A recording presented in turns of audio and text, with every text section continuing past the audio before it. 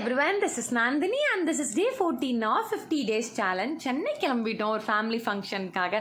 வெளியே போகிறதெல்லாம் என்னமோ ஜாலியாக தான் இருக்குது. ஆனால் கிளம்புறதுக்கு முன்னாடி இந்த பேக் பண்ணுறது, வீடெல்லாம் ப்ராப்பராக வந்து செட் பண்ணி வச்சுட்டு போகிறதெல்லாம் நினச்சாலே ஹெக்டிக்காக இருந்துச்சு. மார்னிங்கே கொண்டு போகிற திங்ஸ் எல்லாத்தையும் பெட்டு மேலே எடுத்து போட்டுட்டேன். அந்த பெட்டு மேலே போட்ட திங்ஸ் எல்லாமே ட்ராலிக்குள்ளே போகிறக்கு நைட் ஆயிடுச்சு. யூ டோன்ட் பிலீவ், கிளம்புறக்கு ஒரு ஹாஃப் அன் ஹவர் முன்னாடி வரைக்கும் 2 பேர் பேக் பண்ணிகிட்டே இருந்தோம்.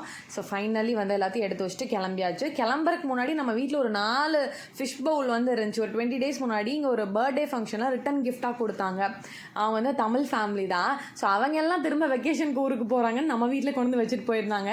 ஸோ நம்மளும் இப்போ ஊருக்கு போகிறனால இன்னொருத்தவங்க வீட்டில் கொண்டு போய் கொடுத்துட்டு வந்துருந்தோம். சாப்பாடு எல்லாம் அதெல்லாம் கஷ்டப்படக்கூடாது அப்படின்னு. ஏர்போர்ட் வந்து நம்ம வீட்டிலேருந்து ஒரு 15 minutes தான். ஸோ ஆன் டைம் நாங்கள் வந்துட்டோம். 1:15 எங்களுக்கு ஃப்ளைட்டு ஒரு 11 o'clock போல் ஏர்போர்ட்டுமே ரீச் ஆயிடுச்சு. வழக்கத்துக்கு மாற ரொம்ப கூட்டமாக இருந்துச்சு. இந்த தடவை தான் நான் ரொம்ப ஃப்ரீயாக இருந்தேன். ஒரு ஹேண்ட் லக்கேஜ், ஹேண்ட் பேக்கோடு நான் கையில் வச்சுக்கல. எல்லாத்தையுமே ட்ராலியில் வச்சுட்டு வெறும் மொபைல் மட்டும் தான் வச்சுருந்தேன். ஃப்ரீயாக இருந்துச்சு, ஜாலியாக ஒரு மாதிரி. ஸோ செக்கிங்லேயுமே எதுவுமே எனக்கு வச்சு திரும்ப எடுக்க வேண்டிய ஒர்க்கே இல்லை. போய் நல்லா சாப்பிட்டு கொஞ்ச நேரம் உள்ளே வந்து நிறைய ஷாப்ஸ் எல்லாம் இருந்துச்சு. சுற்றிட்டு இருந்தேன். நல்லா வந்து வேடிக்கை பார்க்கலாம். ஸோ சுற்றிட்டு ரொம்ப டயர்ட் ஆகிடுச்சு. ஸோ நடுராத்திரி ஃப்ளைட்னால் இது ஒரு பிரச்சனை. ஒரு மாதிரி ஸ்லீப் டிப்ரைவ்டாகவே இருந்துச்சு.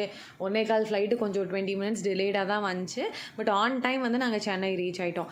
ஏறினோன்னு நான் தூங்க ஆரம்பித்தது தான். சரியான தூக்கம். இதில் காது வலி வேறு. லேண்ட் ஆகும்போதும் டேக் ஆஃப் ஆகும்போதும் ஒரு வழியாக சென்னை வந்தாச்சு. சென்னை vlogs இனிமேல் பார்க்கலாம். பாய்.